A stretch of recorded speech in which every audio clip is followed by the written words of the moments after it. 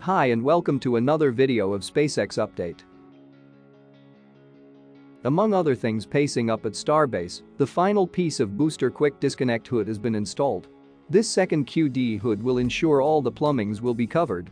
During the past few days, a lot of shielding structures have been delivered to the launch site.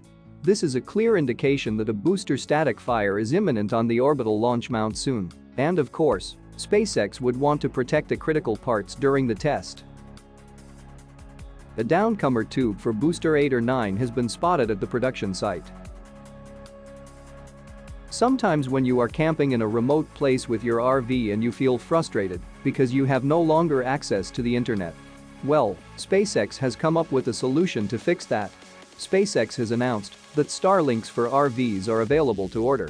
Starlink internet is intended to provide high-speed low-latency internet to anywhere in the world. And it is available in more than 30 countries worldwide now. SpaceX's next mission Transporter 5 mission is ready to be launched on May 25 from SLC-40, Cape Canaveral Space Force Station in Florida. This will be SpaceX's 22nd mission of the year overall. Gwynne Shotwell comes out defending Elon Musk over sexual misconduct allegations pressed against the SpaceX boss. In an email written company-wide on Friday, the SpaceX Top Gun wrote, quote, "Personally, I believe the allegations to be false, not because I work for Elon, but because I have worked closely with him for 20 years and never seen nor heard anything resembling these allegations," end quote. To end the video, let me give you an update on Starliner.